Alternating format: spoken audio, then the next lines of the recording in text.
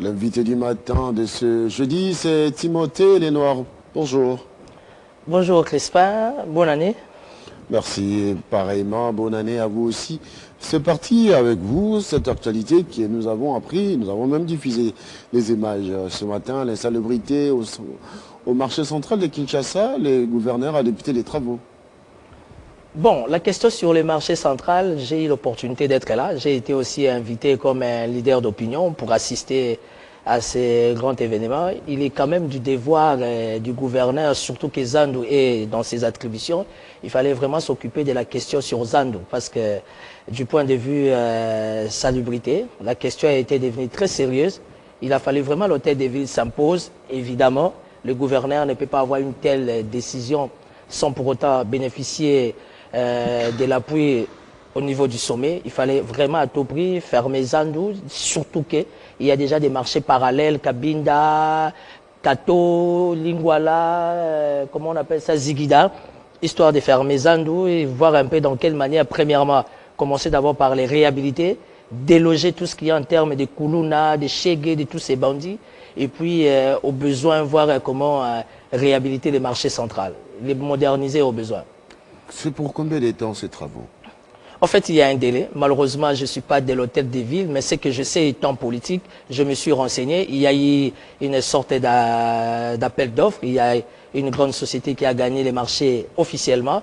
Et les travaux doivent déjà commencer incessamment. Mais par rapport au délai, vous voyez, ça c'est déjà les grands travaux qui se sont déroulés hier soir. J'étais aussi là, par coïncidence. Il fallait trouver une solution afin d'assainir les grands marchés pour l'intérêt des Congolais, plus particulièrement des Quinois.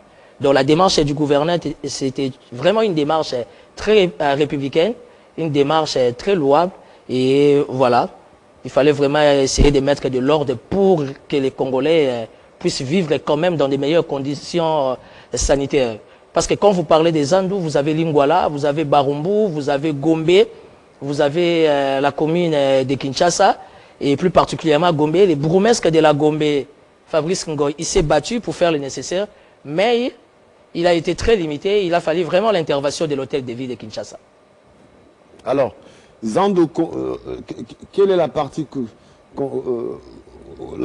qui est qu'on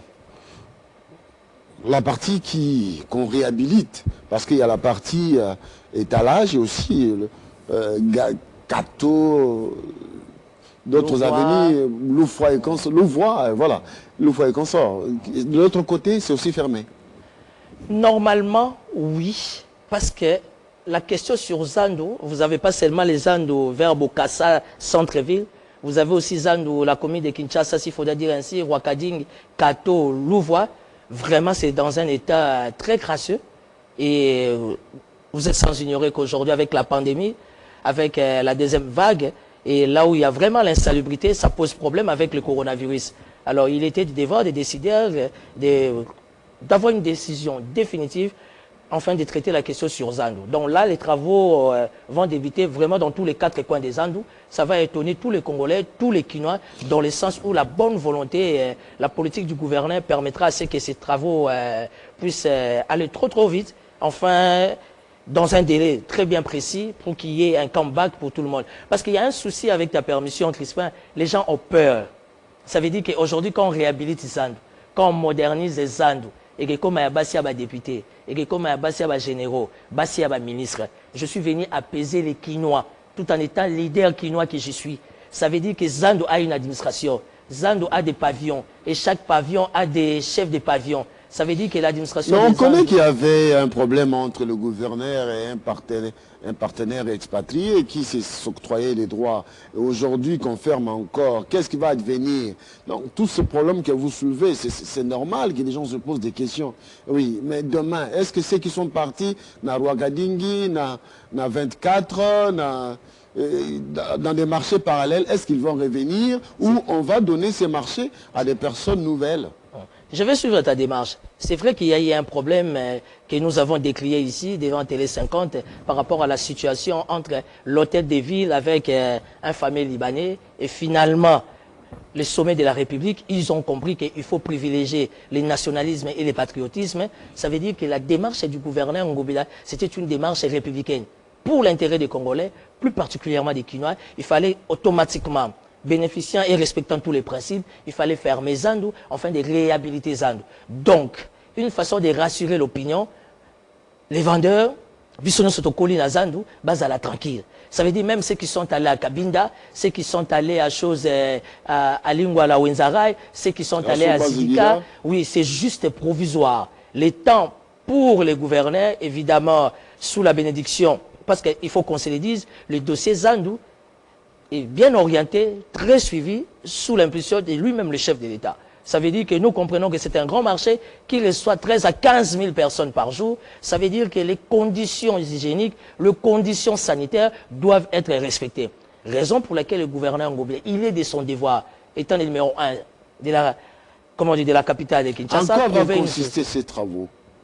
C'est-à-dire insalubrité, construction de pavillons, mais aussi des caniveaux, de construction de passerelles, voilà. Et pourquoi pas pavé là où il y a la terre. Parce non, que...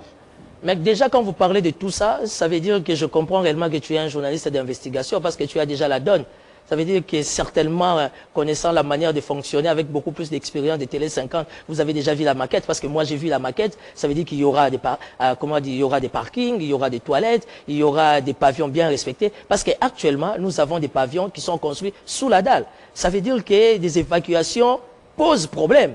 Et tout se faisait sous la bénédiction de ces Libanais-là, qui ne pouvaient que bénéficier au détriment de la ville-province de Kinshasa. Déjà construits par ces Libanais, seront détruits ou pas?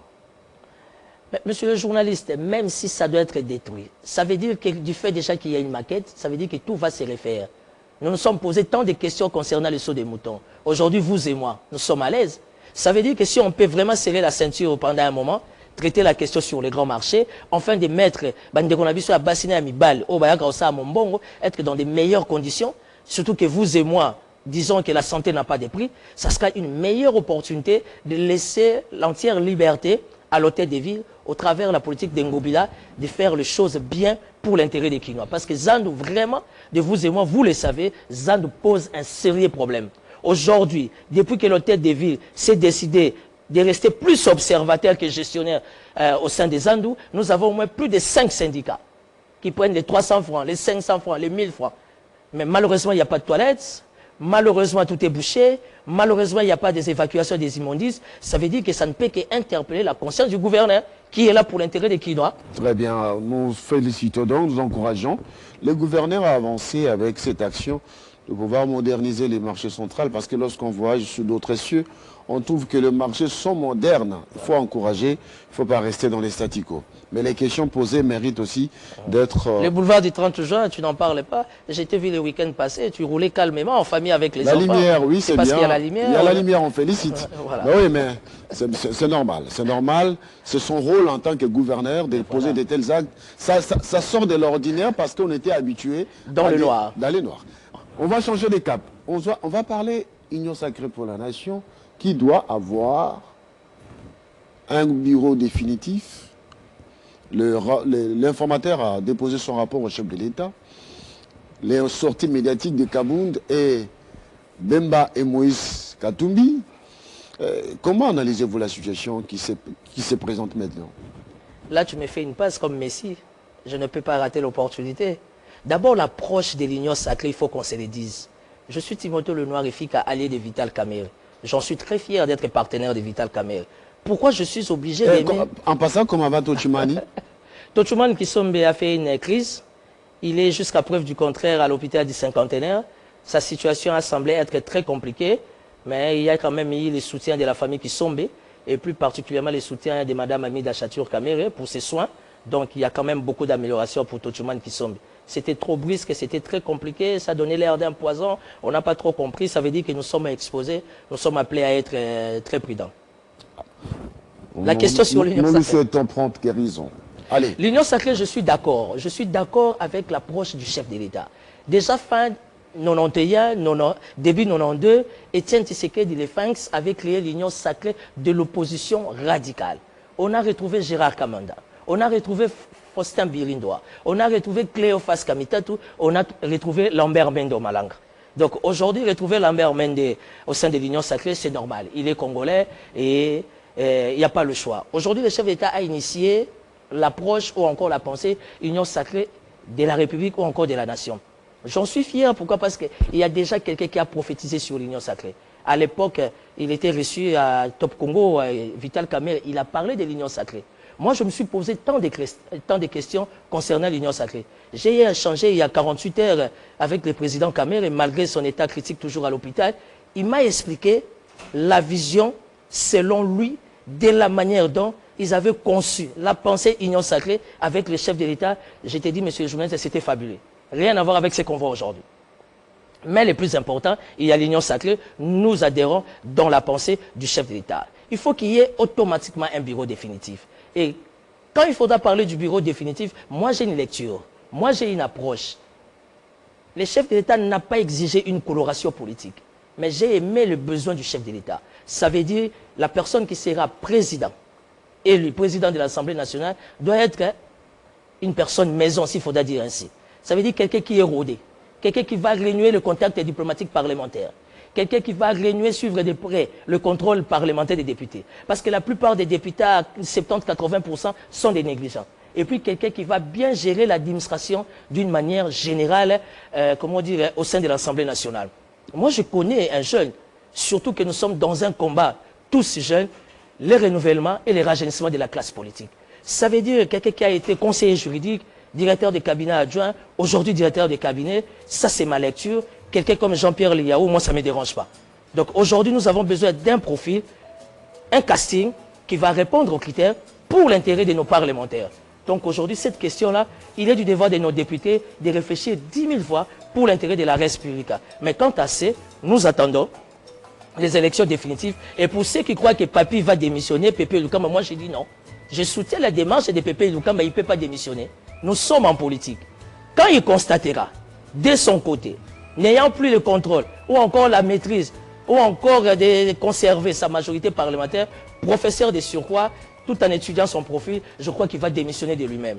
En politique, il faut éviter d'envoyer des gens à la démission comme ça, aussi longtemps, quelque part aussi la Constitution ne le permet pas. Merci beaucoup, Timothée. Les Noirs que nous avons reçus ce matin, mesdames et messieurs, c'en est donc fini. Merci Timothée Les Noirs.